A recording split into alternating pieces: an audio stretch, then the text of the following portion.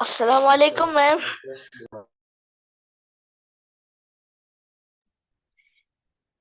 السلام علیکم ورحمۃ اللہ وبرکاتہ۔ وعلیکم السلام میم۔ کیا حال ہے لبیب؟ الحمد للہ میم۔ الحمد للہ۔ عائشہ بیٹی کیسی ہیں آپ؟ میم الحمد للہ ٹھیک ہوں۔ الحمد للہ۔ اور حفصہ کیسی ہیں؟ مس الحمد للہ میں بھی بالکل ٹھیک ہوں۔ الحمد للہ بچے ٹھیک ٹھاک ہیں، اللہ تعالیٰ کا شکر ہے۔ بس اس خوشی میں پھر ہم اپنی کلاس شروع کرتے ہیں۔ اعوذ باللہ من الشیطان الرجیم، بسم اللہ الرحمن الرحیم، ربی زدنی علما ربی زدنی علما ربی زدنی علما۔ رب اشرح لی صدری ویسر لی امری واحلل عقدۃ من لسانی یفقہوا قولی۔ چلیں بچے بھی بسم اللہ پڑھ لیں، سارے بچے اونچی آواز میں بسم اللہ پڑھ لیں۔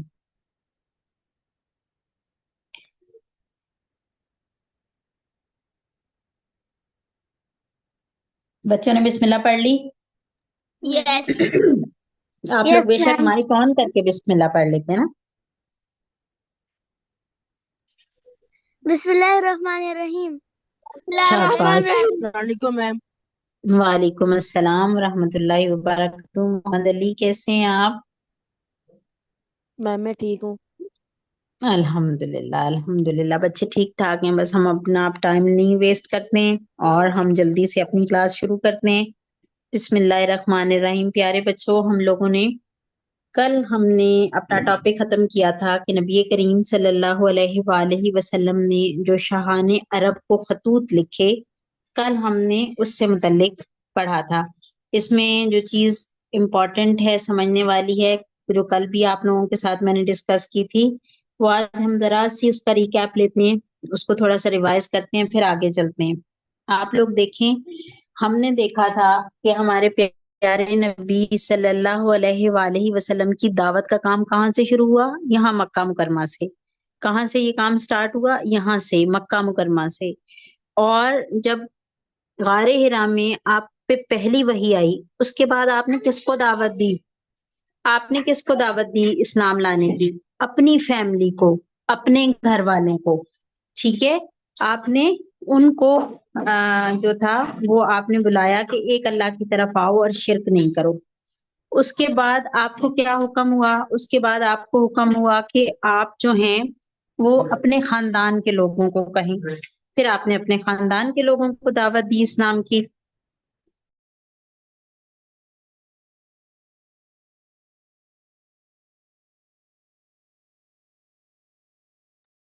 آپ کی آواز نہیں آ رہی۔ جی بچوں، تو میں آپ کو بتا رہی تھی کہ پہل کام کہاں سے شروع ہوا؟ بالکل اپنی فیملی، اپنے گھر کے افراد، اپنی بیوی، اپنے بچے، اپنی فیملی کے لوگ، ٹھیک ہے؟ اس کے بعد کیا ہوا؟ خاندان بھر کے لوگوں کے لیے ہوا کہ اپنی جو ہے پورے خاندان کو کہا جائے۔ پہلے تو صرف اپنے گھر کے لوگوں کو کہا نا، پھر خاندان کے لوگوں کو کہا۔ خاندان کے لوگوں میں کون کون شامل تھا؟ جیسے آپ نے اپنے چچاؤں کو دعوت دی، اپنی پھوپھیوں کو دعوت پہ بلایا، ان کو کہا۔ اس کے بعد 3 سال تک تو آپ ایسے ہی اسی طرح سے آپ نے دعوت کا جو ہے وہ بندوبست، دین کی دعوت آپ نے اس طرح سے دی۔ اس کے بعد اگلا سٹیپ کیا آیا کہ اللہ تعالیٰ 3 سال تک آپ نے سیکرٹلی، بالکل رازدارانہ طور پہ، 1 to 1 ایک ایک بندے کو آپ نے اس دین کی دعوت دی، تبلیغ کی کہ دیکھیں شرک نہیں کریں، ایک اللہ کی عبادت کریں۔ ہمارے پیارے نبی صلی اللہ علیہ وآلہ وسلم کا کیا پیغام تھا؟ کہ ایک اللہ کی عبادت کی جائے، ایک اللہ کی عبادت کی جائے، ٹھیک ہے؟ یہ ہمارے توحید کا پیغام تھا جو پیارے نبی صلی اللہ علیہ وآلہ وسلم لے کر آئے تھے۔ 3 سال تک کیا ہوا؟ سیکرٹلی آپ نے یہ دعوت دی۔ اس کے بعد اوپنلی آپ کو کہا گیا کہ آپ سارے لوگوں کو کہیں۔ بچوں کو یاد ہوگا، آپ نبی کریم صلی اللہ علیہ وآلہ وسلم نے جب اپنی فیملی کو دعوت دی، اس وقت آپ کے چچا ابو لہب نے آپ کے ساتھ بہت بدتمیزی کی۔ پھر آپ نے صفا کی پہاڑی پہ کھڑے ہو کے سارے لوگوں کو دعوت دی، تبلیغ کی، بتایا ایک اللہ ہے۔ اس وقت بھی آپ کے چچا نے آپ کے ساتھ بہت بدتمیزی کی، اور اس کے بعد تو آپ کو اللہ تعالیٰ کی طرف سے حکم تھا کہ آپ اوپنلی سب کو کہیں۔ تو مکہ مکرمہ میں جب بھی حج عمرے کا سیزن آتا، آپ لوگوں کو اسلام کی دعوت دیتے، آپ جو بھی وہاں پہ میلے یا فیسٹیولز ہوتے آپ اس میں بھی اسلام کی دعوت دیتے، ٹھیک ہے، اور اس میں بچوں نے دیکھا کہ کتنی ہرڈلز آ رہی تھیں، کتنی مشکلات نبی کریم صلی اللہ علیہ وآلہ وسلم نے فیس کی. شب ابی طالب کا واقعہ بچوں کو یاد ہے، سفر طائف بچوں کو یاد ہوگا، باقی اور بھی کتنی ڈھیر ساری پرابلمس تھیں. کبھی ابو جہل نے آپ کے ساتھ، بیٹا حفصہ بورڈ نہیں گندا نہیں کرے نا،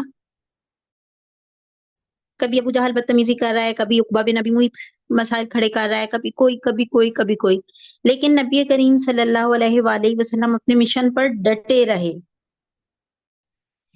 اور کانٹینیوسلی مسلسل اپنے دین کی تبلیغ کرتے رہے، مسلسل لوگوں کو جنت کی طرف، نیکی کی طرف، ہدایت کی طرف بلاتے رہے. میکسیمم جو میجورٹی تھی اور جو پاورفل لوگ تھے مکہ مکرمہ کے، وہ آپ کے دشمن ہو گئے تھے، آپ کے خلاف ہو گئے تھے. حتیٰ کہ پھر بچوں نے دیکھا کہ 13 سال نبوت کے جو 13 ایئرس تھے، ٹھیک ہے نا، یعنی آپ پہ غار حرا میں پہلی وحی آئی اور اس کے بعد سے 13 سال آپ نے مسلسل تبلیغ کی، مسلسل تبلیغ کی، مسلسل تبلیغ کی. اس کے نتیجے میں مکہ میں بہت سے لوگ مسلمان ہوئے، مکہ سے باہر بہت سے لوگ مسلمان ہوئے، مدینہ منورہ کے بہت سارے لوگ، میجورٹی جو ہے وہ مسلمان ہو گئی. لیکن مکہ کے اندر آپ کی بے حد مخالفت تھی، اتنی زیادہ کہ قریش نے آپ کے قتل کا پلان بنایا، نعوذ باللہ آپ کو شہید کرنے کا پلان بنایا. تو ہم نے دیکھا کہ ہمارے پیارے نبی صلی اللہ علیہ وآلہ وسلم ہجرت کر کے مدینہ تشریف لے آئے. اب آپ لوگ دیکھیں مدینہ منورہ میں بھی آ کے ہمارے پیارے نبی صلی اللہ علیہ وآلہ وسلم کی کتنی ٹف تھی لائف، مدینہ کی صورتحال کتنی ٹف تھی. بچوں نے دیکھا غزوہ بدر کیسے ماحول میں ہوا، پھر بچوں نے غزوہ احد دیکھا، اس میں مسلمانوں نے کتنی تکلیف اٹھائی، پھر بچے ساتھ ساتھ دیکھ رہے ہیں غزوہ بنی نذیر دیکھ رہے ہیں، اس میں کیا مسائل تھے. غزوہ بنو قینقاع بچوں نے دیکھا، اس میں کتنے پرابلمس تھے. پھر غزوہ بنو قریظہ آپ لوگوں نے پڑھا، اس میں کتنے تھے. ہم نے بئر ممونہ کا واقعہ پڑھا، ہم نے رجی کا حادثہ پڑھا. یہ ساری چیزیں بچوں کے ذہن میں ہے نا کہ کتنا ٹف سچویشن چل رہی ہے. پھر غزوہ خندق کے بعد ہم نے دیکھا کہ نبی کریم صلی اللہ علیہ وآلہ وسلم نے قریش کے ساتھ ایک معاہدہ کیا جسے صلح حدیبیہ کہتے ہیں. ہے بچوں کے ذہن میں یاد آ رہا ہے؟ ہم نے صلح حدیبیہ پڑھا ہے. اب صلح حدیبیہ تو ہم نے ابھی ابھی پڑھا ہے نا، اتنا عرصہ ٹائم نہیں گزرا. تو صلح حدیبیہ میں قریش کے ساتھ معاہدہ ہوا، مکہ والوں کے ساتھ معاہدہ ہوا کہ 10 سال جنگ نہیں ہوگی، امن ہوگا، ٹھیک ہے. تو اس کے نتیجے میں یہ والا جو معاہدہ ہوا، اس کی وجہ سے ذرا قریش کی طرف سے سکون ہو گیا، مکہ والوں کی طرف سے سکون ہو گیا کہ اب جنگ نہیں ہوگی. تو اب تبلیغ کا زیادہ بہتر موقع ملا. تو وہ جو موقع ملا اس سے آپ لوگ دیکھیں کہ پیارے نبی صلی اللہ علیہ وآلہ وسلم نے کیا فائدہ اٹھایا کہ آپ نے پورے شاہان عرب کو خطوط لکھے، سب لوگوں تک اسلام کی دعوت پہنچی. آپ کا کام تبلیغ تھا نا، لوگوں تک اللہ کا پیغام پہنچانا آپ کا کام تھا، ٹھیک ہے. تو وہ آپ لوگ دیکھیں کہ نبی کریم صلی اللہ علیہ وآلہ وسلم نے جو کام صرف اس نقطے سے شروع کیا، یہاں سے، یہ مکہ ہے جہاں پہ میں نے ابھی یہ پوائنٹر لگایا ہے، یہاں سے آپ نے شروع کیا. آپ نے طائف کے مسائل دیکھے مکہ میں، پھر یہاں ہجرت کر کے آپ مدینہ آئے، یہاں پہ کتنی ٹف سچویشن تھی، لیکن آپ اپنے کام پر ڈٹے رہے. آپ کو جو ڈیوٹی ملی ہوئی تھی آپ اس کو سر انجام دیتے رہے، بہت بہادری سے آپ اپنے کام کے ساتھ جڑے رہے. ابھی آپ لوگ دیکھیں دعوت کہاں تک چلی گئی ہے، جزیرہ نما عرب کے ہر طرف. یہ دیکھیں، یہ جزیرہ نما عرب ہے. ابھی یہ والا جو نقشہ آپ کو نظر آ رہا ہے نا، یہ سعودی عرب کا نقشہ ہے، اور اس میں آپ لوگ دیکھ سکتے ہیں کہ خطوط ہر طرف گئے ہیں. ہم نے کل ان ساری جگہوں کے نام بھی ہم نے پڑھے ہیں کہ یہ کون کون سے علاقے ہیں. اس طرف حبشہ ہے، یہ مصر ہے، یہاں پہ فلسطین ہے، یہ شام ہے، یہ ایران ہے، یہ عراق ہے، پھر ہاں جی یہاں پہ، اور اس طرف یمن ہے، ٹھیک ہے. تو یہ سارا آپ لوگ دیکھ رہے ہیں کہ یہ سارے علاقے میں، اور یہ بہت امپورٹنٹ علاقے ہیں، سارے بہت امپورٹنٹ علاقے ہیں. اس وقت بھی پوری دنیا کے جو حالات چل رہے ہیں وہ ان علاقوں کی جو بھی ان علاقوں کی اس وقت کنڈیشن ہے، چاہے عسکری لحاظ سے یا پولیٹیکلی، اس کا پوری دنیا کے اوپر امپیکٹ ہے. تو یہ سارے ایریاز بہت اہم تھے جن پر نبی کریم صلی اللہ علیہ وآلہ وسلم نے اپنے دین کی دعوت دی. اور اس وقت کے حساب سے یہ جو ساسانی سلطنت آپ لوگ دیکھ رہے ہیں، فارسی ساسانی سلطنت، یہ سپر پاور تھی. جیسے ابھی ہم کہتے ہیں نا کہ امریکہ سپر پاور ہے، ٹھیک ہے، تو یہ جو ساسانی سلطنت ہے، فارسی سلطنت ہے، ایران ہے، یہ سپر پاور تھی. اسی طرح سے یہ جو اس کو جو یالقدس والا علاقہ میم ہے، تو یہاں پہ یہ پرشین امپائر ہوتی تھی. جی بالکل یہاں پہ پرشین امپائر، اور یہ آپ لوگ دیکھ لیں کہ اس کا رقبہ کتنا پھیلا ہوا ہے. یہ سارا یہ علاقہ ہے، یہ پرشین امپائر ہے، اور یہ رومن امپائر ہے. یہاں پہ رومی سلطنت تھی. یہ دونوں سپر پاورز تھیں اس کے حوالے سے. اور آپ لوگ دیکھیں یہاں چھوٹے سے نقطے سے، کیونکہ پیغمبر تھے نبی کریم صلی اللہ علیہ وآلہ وسلم، برحق تھے، اللہ پاک کے سچے پیغمبر تھے. تو یہ دیکھیں انہوں نے اب سپر پاورز کو انہوں نے دعوت دی ہے اسلام کی، ٹھیک ہے. اور پھر ہم نے دیکھا کہ اس میں سے کچھ شاہان عرب جو تھے انہوں نے اسلام کی دعوت قبول کی، کچھ نے نگیٹ کر دیا، کچھ نہیں مانے، ٹھیک ہے، کچھ تھوڑا ٹائم لگا کے مسلمان ہوئے. لیکن بہرطور ان سارے علاقوں میں پھر آگے خلفائے راشدین کے دور میں یہ سارے علاقے جو ہیں یہ فتح ہوئے. یہ والا علاقہ بھی، یہ رومن امپائر بھی حضرت عمر کے دور حکومت میں مسلمانوں کے انڈر آیا، اور یہ جو پرشین امپائر تھی، ساسانی سلطنت تھی، یہ بھی حضرت عمر فاروق رضی اللہ تعالیٰ عنہ کے دور میں یہ پھر مسلمانوں کے انڈر آ گئے، یہ مسلمان ہو گئے. مطلب ایک کام جب ہم شروع کرتے ہیں تو اس کے اوپر مسلسل محنت کی ضرورت ہوتی ہے، اس کے اوپر ڈٹے رہنے کی ضرورت ہوتی ہے. کبھی بھی ریزلٹس ایک دن میں نہیں آتے، کوئی بھی چیز کوئک نہیں ہوتی، کوئی بھی چیز انسٹنٹ نہیں ہوتی. ہمیشہ ہمیں محنت کرنی ہوتی ہے، اور بہت لگن اور صبر کے ساتھ مستقل ہمیں کام کرنا ہوتا ہے. اور اللہ تعالیٰ پھر 100% ریزلٹس دیتے ہیں، اللہ تعالیٰ پھر کامیابی عطا فرماتے ہیں. اللہ تعالیٰ کے ساتھ جو جڑ جاتے ہیں، جو اللہ تعالیٰ کے مشن کو لے کے چلتے ہیں، اللہ تعالیٰ ان کو کامیاب فرماتے ہیں. اچھا، ابھی یہاں تک بچوں کو یہ والا پوائنٹ اچھے سے کلیئر ہو گیا ہے؟ حفظہ، محمد علی، عائشہ، ربی، لبیب، یہ جو بات Yes, میں نے ma'am. سمجھائی، شاباش. اچھا اب ہم آگے چلتے ہیں. یہ شاہان عرب کو خطوط لکھے گئے، سارا کچھ ہوا، اور صلح حدیبیہ ہو چکی ہے، ٹھیک ہے. لیکن اب بھی اور قریش کی طرف سے مسلمانوں کو تھوڑا امن ہو گیا ہے. لیکن ابھی ایک مسئلہ تھا جو مسلمانوں کو مسلسل کنٹینیوسلی مسلمانوں کے لیے ایک بڑا خطرہ بنا ہوا تھا، اور بڑا اس کا جو تھا امپیکٹ.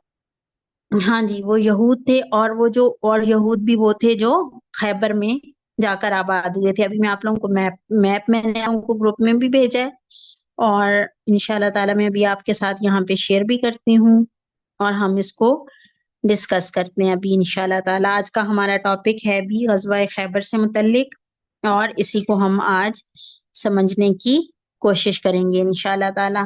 ابھی آپ لوگ دیکھیں بچوں، 7 ہجری، اب ہجرت کا 7واں سال شروع ہو چکا ہے، ٹھیک ہے. ہجرت کا 7واں سال، نبی کریم صلی اللہ علیہ وآلہ وسلم کو مدینہ منورہ آئے ہوئے کتنا ٹائم گزر گیا ہے؟ 7 years have been passed، 7 سال گزر گئے ہوئے ہیں.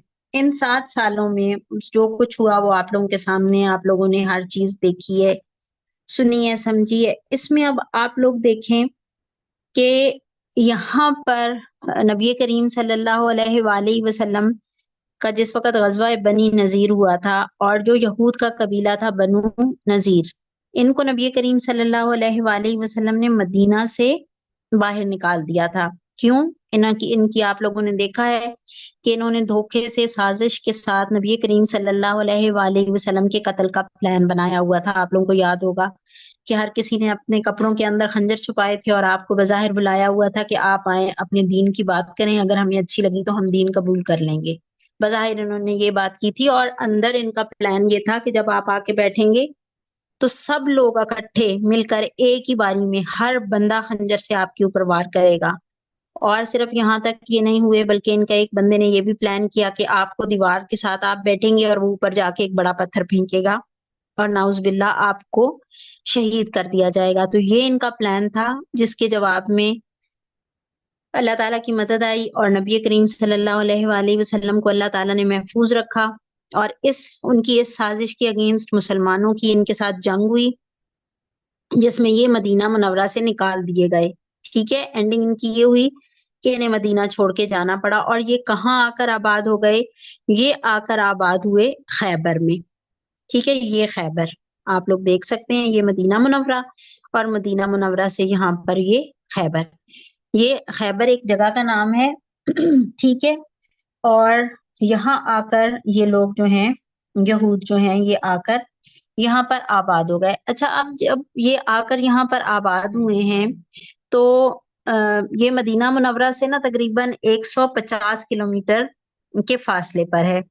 अरब के शुमाल मगरिब में है ये जगह। ठीक है, और ये मदीना मुनव्वरा से तकरीबन 150 किलोमीटर जो है वो फासले पर है। अच्छा जी, अब ये जब यहाँ आकर आबाद हो गए तो इन्होंने अब एक काम ये शुरू किया कि इन्होंने कॉन्टिन्यूसली मुसलमानों के खिलाफ इन्होंने यहाँ पर आकर साजिशें शुरू कर दी। यानी खैबर जो था ये एक मुसलमानों के खिलाफ एक साजिशों का अड्डा बन गया कि मुसलमानों के खिलाफ जो कुछ भी दुश्मनी पर मबनी जो कुछ भी शुरू होती थी ना, कोई भी जंग या कोई भी मुहिम या कोई भी महाज, तो वो कहाँ से शुरू होता था? वो खैबर से शुरू होता था, खैबर से इनिशिएट होता था।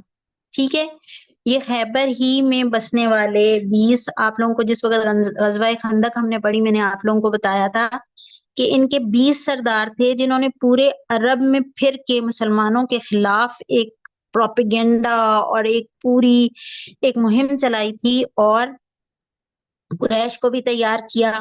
बनु कुरैजा जो यहूद का कबीला था, मदीना के अंदर था, उनको उकसाया कि मुसलमानों से मुआहदे तोड़ दो, उनको शामिल किया। ठीक है, बनु गुतफान उनको शामिल किया। ठीक है, नजद के कबीले मुख्तलिफ उनको शामिल किया। इन सारों को इन्होंने क्या किया? इकट्ठा किया मुसलमानों के खिलाफ, और मुसलमानों पर इन्होंने गज़वाए खंदक में, गज़वाए उहद में इन्होंने मुसलमानों के खिलाफ भरपूर हिस्सा लिया। ना सिर्फ खुद ये सामने आए, बल्कि इन्होंने साजिशें कर करके बाकी जो अहम फरीक थे, अरब के अहम लोग थे, उनको भी मुसलमानों के खिलाफ जंग के लिए भड़काया। ठीक है, और उसके बाद ये इधर भी यहाँ तक ये रुकते नहीं थे, बल्कि ये मजीद क्या करते थे कि कॉन्टिन्यूसली ये इस काम के लिए तैयार रहते थे। कभी इनके शायर नबी करीम सल्लल्लाहु अलैहि वसल्लम के खिलाफ शायरी करके लोगों को उकसा रहे हैं, कभी ये कोई और इनके जो सिपाही हैं वो कोई मुहिम लेके चल रहे हैं। मतलब हर तरह से ये जो है ना मुसलमानों के लिए एक मुस्तकिल खतरा बने हुए थे। अच्छा, अब जब इनका मुस्तकिल खैबर से मुस्तकिल मदीना को तोड़ने की और मदीना के खिलाफ साजिशें हो रही थी, तो फिर बिलाखिर नबी करीम सल्लल्लाहु अलैहि वसल्लम ने फैसला किया कि इनके खिलाफ एक फैसला कुन मार्का किया जाए, इनके साथ एक फैसला कुन जंग की जाए। ठीक है, उसके लिए नबी करीम सल्लल्लाहु अलैहि वसल्लम ने ऐलान करवाया कि जिसे जिहाद की ख्वाहिश है वो हमारे साथ आ जाए, क्योंकि हम जिहाद के लिए जा रहे हैं। और बड़ा आपने सीक्रेट रखा कि किस तरफ जा रहे हैं, कहाँ जाना है, किसके साथ जिहाद करना है, इस चीज का ऐलान नहीं किया गया। बस आपने सिर्फ अपने सहाबा को जिहाद की दावत दी, और इस पर तकरीबन 1400 जो हैं मुसलमान जो हैं वो जिहाद के लिए रेडी हुए। उन्होंने नबी करीम सल्लल्लाहु अलैहि वसल्लम के साथ चलने का इरादा जाहिर किया, और आप इनको लेकर जो हैं वो खैबर की तरफ आपने रुख किया। और आपने खैबर की तरफ रुख करने का भी आपका तरीका ये था कि आप एक डिफरेंट रास्ते से गए।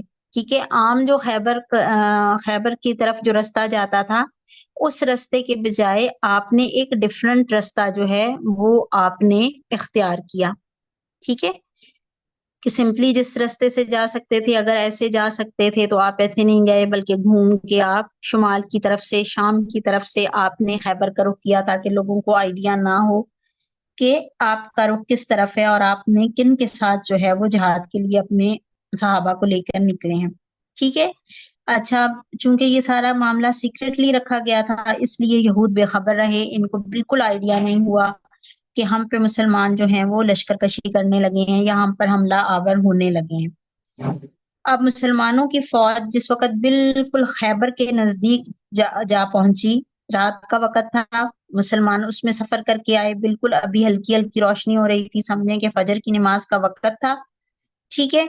اور ابھی جو ہیں وہ یہود بالکل بے خبری میں، بس وہ اپنی، ان کے اس وقت وہاں پہ باغات تھے، زرعی زمینیں تھیں، اس کے اوپر وہ کھیتی باڑی کے لیے نکلتے تھے، تو وہ بالکل اپنے دن کا آغاز کرنے کے لیے کھیتی باڑی کے لیے اپنے پھاوڑے اور ٹوکریاں اور ایسی چیزیں لے کر نکلے، تو کیا دیکھتے ہیں کہ سامنے ہی نبی کریم صلی اللہ علیہ وآلہ وسلم کا جو لشکر ہے وہ موجود تھا، ٹھیک ہے۔ اچھا، اب ان کا طریقہ کیا تھا، اور وہاں پر جب انہوں نے دیکھا کہ یہ لوگ تو بالکل ریڈی نہیں تھے جنگ کے لیے، ٹھیک ہے، اور انہوں نے صبح بے خبری میں مسلمانوں کے لشکر نے ان کو جا لیا، اس وقت یہ پھر تیزی سے جو بھی ان کے گھبراہٹ میں حالات ہوئے تو یہ اپنے قلعوں کی طرف بھاگے۔ اب ان کا طریقہ کیا تھا کہ انہوں نے یہاں پر اپنی جو ان کی آبادیاں تھیں وہ مختلف، سمجھ لیں کہ کالونیز یا محلے اس طرح کر کے کہہ لیں جگہیں تھیں، اور ہر ایک کے اندر کیا تھا کہ مختلف ان کے قلعے بنے ہوئے تھے۔ مینلی ان کے پاس آپ کہہ سکتے ہیں کہ 3 حصوں پر ان کی آبادی جو تھی نا وہ مشتمل تھی۔ ان کی ٹوٹل آبادی خیبر میں 3 حصوں پر مشتمل تھی۔ پہلا حصہ ان کا کیا تھا؟ نتاہتا، آپ لوگ یہاں پہ یہ دیکھ سکتے ہیں، یہ ایک آبادی ان کی اس جگہ پر موجود تھی۔ دوسری آبادی جو تھی ان کی وہ یہ اشک یہ تھی، اور تیسری آبادی ان کی یہ تھی، آپ لوگ دیکھ سکتے ہیں، کتیبہ۔ اور ہر آبادی کے اپنے اپنے قلعے تھے، ٹھیک ہے۔ نتاح کے 3 قلعے تھے جن میں آپ لوگ دیکھ سکتے ہیں یہ نائم کا قلعہ ہے، ٹھیک ہے، اور یہ صاب کا قلعہ ہے، اور اسی طرح سے قلعہ الزبیر ہے، زبیر کا قلعہ ہے، یہ اس کمیونٹی کی تھی۔ مطلب ٹوٹل آپ یہ سمجھ لیں کہ 3 محلے تھے یا 3 کالونیز تھیں، ٹھیک ہے، اور ہر کالونی کے پھر اپنے قلعے تھے۔ اور یہ جو انتا ہے اس کے 3 قلعے تھے، نائم، مصب اور زبیر۔ اسی طرح سے یہ جو دوسری کالونی تھی یا دوسری کمیونٹی تھی اس کے 2 قلعے تھے، یہ جو آپ کو نظر آ رہی ہے شک، اس کے 2 قلعے تھے، حسن ابی اور حسن نزار، یہ ٹھیک، اس کا یہ ہے، اور اسی طرح سے اس کا ادھر ایک دوسرا بھی ہے، ٹھیک۔ اور تیسرا ان کا کون سا تھا؟ کتیبہ، یہ ان کی تیسری کمیونٹی ہے، اور اس کے یہ 3 قلعے ہیں، اس کے کموس، وتی اور سلالم، کموس، سلالم اور وتی، ٹھیک ہے، یہ اس کے 3 قلعے ہیں۔ یعنی مینلی کتنی ان کی کالونیز تھیں؟ مینلی ان کی 3 تھیں، نتا، شک اور کتیبہ۔ نتا کے بھی 3 قلعے تھے، کتیبہ میں بھی 3 قلعے تھے، شک میں 2 قلعے تھے، ٹھیک ہے۔ اب باری باری اب مسلمان جس وقت یہاں پر پہنچے ہیں، مسلمانوں کی فوج جس وقت پہنچی ہے، تو انہوں نے کیا کیا، یہ اپنے کھیت وغیرہ چھوڑ کے پھر ہر کمیونٹی جو تھی، ہر محلہ جو تھا وہ اپنے اپنے قلعوں کی طرف بھاگا ہے، اور انہوں نے کیا کیا کہ ان کی جو خواتین تھیں اور بچے تھے اور مال اسباب تھا وہ انہوں نے اپنے قلعوں کے اندر بند کر دیا، اور ہر قلعے کے اوپر انہوں نے اپنے تیر انداز جو تھے وہ تعینات کیے، ٹھیک ہے، کہ عورتیں اور بچے قلعے کے اندر ہو گئے، جتنا ان کا کھانے پینے کا سامان یا اور جتنی ان کی ضروری اشیاء تھیں وہ انہوں نے قلعوں کے اندر کر کے انہوں نے قلعوں کو مضبوطی سے بند کر دیا، اور قلعوں کے اوپر جو تھے وہ تیر انداز ہو گئے، کہ جس وقت مسلمانوں کی فوج جو ہے وہ آگے کی طرف بڑھتی تو ان کے جو تیر انداز تھے وہ تیر برساتے تھے۔ بچوں کو چیز سمجھ آ رہی ہے؟ حفصہ، محمد علی، عائشہ، ربی، Yes. آپ لوگوں کو Yes. ساری بات سمجھ آ رہی ہے؟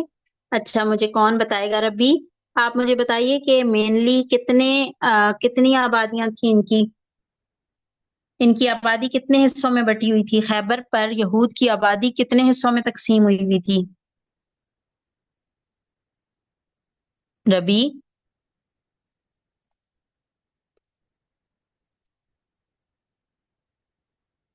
اچھا عائشہ بتا دیں۔ عائشہ، خیبر میں یہود کی آبادی کتنے حصوں پر مشتمل تھی؟ یہود کی آبادی के कितने हिस्से थे? बच्चों आप लोगों को मेरी आवाज आ रही है? जिस किसी को आंसर आता है वो बता yes they. Ma'am. Hafsa ma'am बता दे, 3। मोहम्मद अली बता दे। 3। यस 3। मेनली 3 हिस्सों में इनकी आबादी बटी हुई थी। अच्छा अब 3 के नाम कौन कौन बताएगा? तीनों आबादियों के नाम। 3 हिस्सों में बटी हुई थी ना आबादी, तो हर हिस्से का क्या नाम था? आयशा एक हिस्से का नाम बता दें आप बेटा।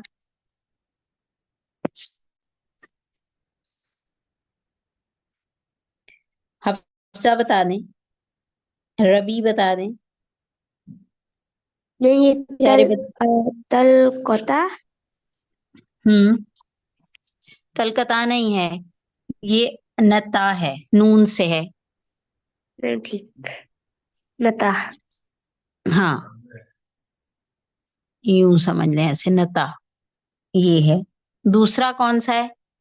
शक। तीसरा कौन सा है? कतीबा। ठीक है, यस मैम। ठीक है। राइट। 3 हिस्सों में आबादी जो थी वो डिवाइडेड थी, और जो नता था उसके अंदर भी 3 किले थे, शक के 2 किले थे, कतीबा में फिर 3 किले थे। ठीक है, तो अब मुसलमान जो है, अब इनकी औरतें, बच्चे, हर तरह का साजो सामान, खुराक इन्होंने किलों के अंदर बंद कर ली। किलों के ऊपर इनके फौजी आ गए, तीरंदाज थे। मुसलमान फौज जैसे ही आगे होती थी तो ये तीर बरसाना शुरू कर देते थे। ये ऊंचाई पे थे, मुसलमान नीचे थे, ये ऊपर से तीर बरसाते थे ताकि मुसलमान सामने ना आ सकें। या बच्चों को ये वाली सिचुएशन क्लियर हो गई? जंग की सिचुएशन क्लियर हो गई बच्चों को? बच्चों यस नो बोले ना, तभी तो मुझे पता चलेगा। Yes ma'am. शाबाश, मोहम्मद अली ने कह दिया कि समझ आई। तो चलें फिर हम आगे चलते हैं। अच्छा अब जो पहले 5 किले थे ना, शाबाश हफ्सा, अब जो पहले 5 किले थे वो यस मैम। मुसलमानों ने, वेरी गुड, शाबाश आयशा, अब जो पहले 5 किले थे ना ये एक एक करके मुसलमानों ने फतह कर लिए। ठीक है, ये जो पहले 5 किले थे जिसमें नता के तीनों किले शामिल हैं, ठीक है, तो और फिर शक वाले भी दोनों किले शामिल हैं।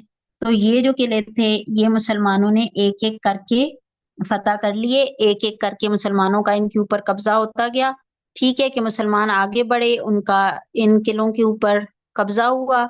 अच्छा अब जैसे ही उनका इन किलों के ऊपर, जब इस किले के ऊपर कब्जा हो गया ना, तो जो थे यहूद क्या करते थे कि जिस वक्त देखते थे कि इस किले से हमारा कंट्रोल जा रहा है तो ये भागते थे अपने दूसरे किले की तरफ, अपनी औरतें और बच्चे और साजो सामान लेके दूसरे किले की तरफ भागते थे। इस किले में फिर वो पनाह लेने की कोशिश करते थे। जब वो किला भी समझते थे कि हमारे हाथ से निकल गया तो जो कोई भाग सकता था वो तीसरे की तरफ भागता था। ठीक है, तो वन बाय वन ये अपने कभी अपने अपने किले छोड़ के आगे की तरफ मुंतकिल होते रहे। ठीक है, और मुसलमानों ने पहले 5 किले तो बहुत आसानी के साथ जो हैं वो अल्हम्दुलिल्लाह मुसलमानों ने जो है वो फतह कर लिए। ठीक है, पहले 5 किले मुसलमानों के कब्जे में आ गए, कंट्रोल में आ गए। अच्छा अब आगे जो एक किला था वो जो है वो बहुत अहमियत का हामिल था, और उसमें जो इनके थे किला कमूस सबसे बड़ा भी था, और पहाड़ी पर बना हुआ था। ठीक है, बाकी किलों की निस्बत मजबूत भी ज्यादा था, और इसको ये किला जो था ये फतह करने के लिए मुसलमानों को थोड़ा सा टाइम लगा। इसमें थोड़ा सा मुसलमानों को जो है वो थोड़ी सी मुश्किल पेश आई। बाकी तो जो किले थे वो मुसलमानों ने आसानी से फतह किए। जो किला कमूस था इसके लिए पहले नबी करीम सल्लल्लाहु अलैहि वसल्लम ने हजरत अबू बकर सिद्दीक को भेजा, लेकिन किला फतह नहीं हो सका। ठीक है, उसके बाद आप सल्लल्लाहु अलैहि मैम वसल्लम आपकी ने आवाज हजरत कट उमर कट को के आ रही भेजा। है। बच्चों अब आ रही है आप लोगों को मेरी आवाज? यस। अच्छा जी, मैं आप लोगों को बता रही थी कि ये जो किला कमूस था ये बड़ा किला था, और ये कहाँ पे वाकया था? ये एक पहाड़ी के ऊपर वाकया था। इसके लिए नबी करीम सल्लल्लाहु अलैहि वसल्लम ने अपने सहाबा को भेजा वन बाय वन। हजरत अबू बकर सिद्दीक भी गए, हजरत उमर रजी अल्लाह तआला अन्हु भी गए, और हजरत साद बिन अबादा भी गए। ٹھیک ہے، لیکن یہ قلعہ جو تھا مسلمان فوج جو تھی یہ اس کو کامیاب نہیں ہو سکی اس کو فتح کرنے میں. تو پھر نبی کریم صلی اللہ علیہ وآلہ وسلم نے اعلان کیا کہ میں کل اپنے ایک ایسے صحابی کو اس کا جھنڈا دوں گا جو مجھے بہت پیارا ہے اور جو مجھ سے بہت محبت کرتا ہے، جسے اللہ اور اللہ کا رسول بہت پیارے لگتے ہیں اور جو اللہ اور اللہ کے رسول سے بہت محبت کرتا ہے. ٹھیک ہے، اور اللہ اور اللہ کے رسول بھی اس سے محبت کرتے ہیں. تو اس کو میں یہ جھنڈا دوں گا اور اس کے ہاتھ پہ انشاءاللہ تعالیٰ یہ قلعہ جو ہے وہ فتح ہو جائے گا. اب یہ اتنی پیاری بات تھی نا بچوں کے، سارے صحابہ کا دل کرنے لگا کہ ہمیں یہ سعادت نصیب ہو، کل کا جھنڈا ہمیں ملے، ہم جا کر یہ قلعہ جو ہے وہ فتح کریں. بچوں آپ لوگوں کو میری آواز آ رہی ہے؟ یس اچھا الحمدللہ. تو میم تھوڑی کٹ کٹ کے آ رہی ہے. میم مجھے بالکل صحیح آ رہی ہے. اچھا پھر آپ محمد علی آپ نا لیو کر کے دوبارہ جوائن کر لیں. اگر باقی بچوں کو آ رہی ہے، آپ کو کٹ کے آ رہی ہے تو آپ لیو کر کے دوبارہ جوائن کریں. اچھا اب اتنی پیاری بات تھی، سب کا دل چاہا کہ ہمیں جھنڈا ملے، لیکن پتہ ہے کس کو جھنڈا ملا؟ اچھا بچے گیس کریں. پیارے نبی صلی اللہ علیہ وآلہ وسلم. جی حضرت علی. شاباش شاباش، ویری گڈ لبیب، شاباش الحمدللہ. حضرت علی رضی اللہ تعالیٰ عنہ کو نبی کریم صلی اللہ علیہ وآلہ وسلم نے جھنڈا عطا کیا اور حضرت علی رضی اللہ تعالیٰ عنہ جو ہیں وہ حملہ کرنے کے لیے پہنچے جب قلعے کے اوپر. تو یہودیوں کا بہت مشہور پہلوان تھا مرحب، ٹھیک ہے، اور وہ بہت سمجھا جاتا تھا کہ اس کے سامنے تو کوئی کھڑا ہی نہیں ہو سکتا اور یہ بہت زبردست ہے اور بہت طاقتور ہے. لیکن حضرت علی رضی اللہ تعالی عنہ جو ہیں وہ انہوں نے ان کے ایک ہی حملے میں یہ جو مرحب تھا یہ قتل ہو گیا اور علی کے ہاتھ سے اللہ پاک نے مسلمانوں کو یہ فتح نصیب فرمائی کہ مسلمانوں نے یہ قلعہ بھی فتح کر لیا. ٹھیک ہے جی. اچھا اب جب یہ 1 بائی 1 سارے قلعے فتح ہو گئے، خیبر کے اوپر مسلمانوں کا کنٹرول ہو گیا، تو اس کے بعد کیا ہوا کہ نبی کریم صلی اللہ علیہ، اب یہ جتنا ایریا تھا یہ اب ہم نے تو ایسے پڑھا ہے نا بچوں اتنے آرام سے، میں نے آپ کو بتا دیا ایک قلعہ فتح ہو گیا، دوسرا ہو گیا، تیسرا ہو گیا، پھر حضرت علی گئے، حضرت علی نے ایک بار کیا، مرحب بھی مر کیا اور سب بہت اچھا ہو گیا. ایسے ہی ہم نے پڑھا ہے نا جلدی جلدی اور بڑے مزے میں. لیکن آپ لوگوں کا کیا خیال ہے کہ یہ جنگیں اتنی ہی آسان ہوتی ہوں گی؟ ایسے ہی مزے میں یہ سب کچھ ہو جاتا ہوگا جیسے ہم جلدی جلدی پڑھا؟ نہیں، یہ بہت مشکل ہوتا تھا، یہ میم بہت ہی بہت مشکل مشکل، ہوتی آئیں گی. بہت مشکل ہوتی تھی. اس میں کتنے مسلمان شہید ہو جاتے تھے، کتنے زخمی ہو جاتے تھے، اور ویسے بھی بہت پتہ نہیں گرمی سردی کا موسم کیسا ہوتا تھا، خوراک ہوتی تھی پاس کہ نہیں ہوتی تھی، بہت سارے مسائل ہوتے ہیں. اور ابھی تو ہم پڑھتے ہیں تو ہم آسانی سے پڑھ لیتے ہیں کہ ایسے ہوا ایسے ہوا ایسے ہوا، لیکن جس وقت یہ ساری چیزیں پریکٹیکلی کرنی ہوتی ہیں اور یہ ساری چیزیں اس وقت جیسے ہو رہی تھیں تو یہ بہت ٹف تھا بچوں. اپنے دین کے اوپر عمل کرنا، دین کو دوسرے لوگوں تک پہنچانا، پھر اپنے دین کی اور اپنی سرزمین کی حفاظت کرنا. اب یہ سب کچھ، یہ سب کیسے میم ہو مجھے رہا تھا، کٹ کیوں کٹ ہو کے رہا تھا؟ کٹ کٹ کے آواز آ رہی ہے. اچھا اب یہ سب میں کوشش کرتی ہوں کہ آپ لوگوں کو میری اچھے سے آواز آئے. بسم اللہ الرحمن الرحیم. میں آپ لوگوں کو یہ بتا رہی ہوں کہ یہ ہم مزے میں پڑھ رہے ہیں، آسانی سے پڑھ رہے ہیں کہ ایسے ایسے ایسے ایسے ہو رہا تھا، لیکن پیارے بچوں در حقیقت یہ سب کچھ بہت محنت طلب اور مشکل کام ہے، آسان نہیں ہے. اور ہمیں بھی اپنے آپ کو پیارے نبی صلی اللہ علیہ وآلہ وسلم کی سیرت سے یہ سیکھنا ہے کہ ہم نے اپنے دین کو، اپنے قرآن پاک کو، نبی کریم صلی اللہ علیہ وآلہ وسلم کی تعلیمات کو پہلے خود سے اچھے سے سمجھنا ہے اور ان کے اوپر بہت پیارے طریقے سے عمل کرنا ہے.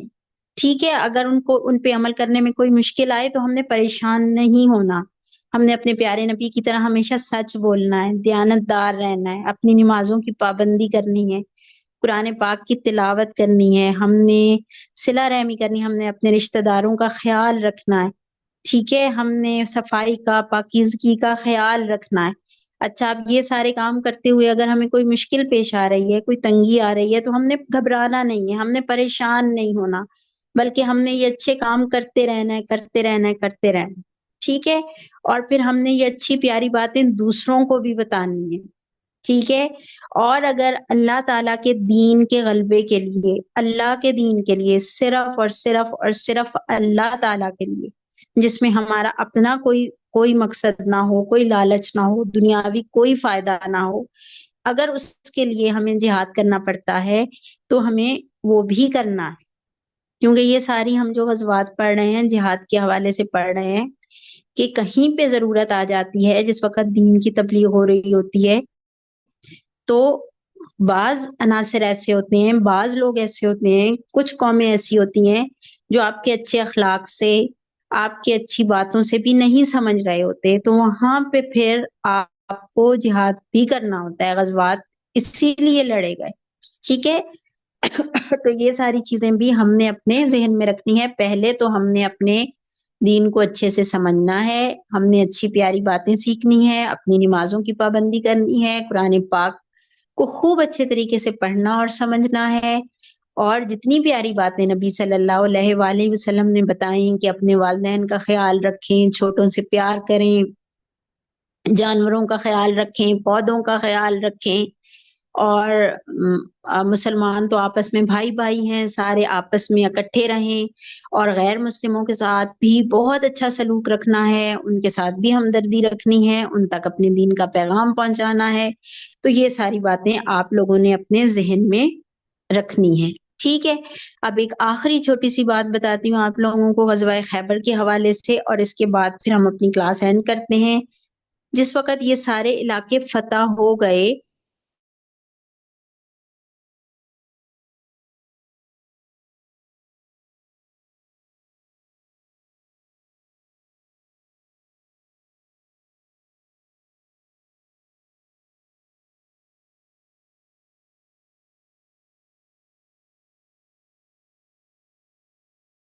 اس بات پر یہود راضی ہو گئے، ٹھیک ہے؟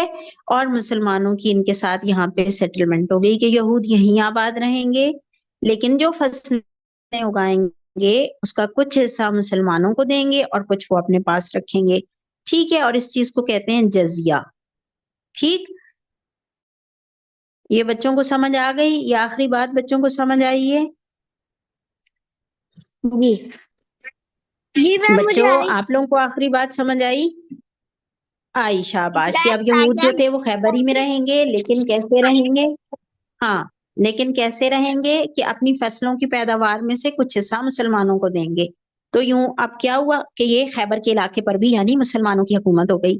اچھا، یہ باتیں جب ساری سیٹل ہو گئی نا، تو ایک یہودی عورت نے نبی کریم صلی اللہ علیہ وآلہ وسلم کو کھانا بھجوایا۔ اس کو پتا تھا کہ آپ کو بکرے کا گوشت اور دستی کا گوشت پسند ہے، اس نے وہ آپ کو بھجوایا، لیکن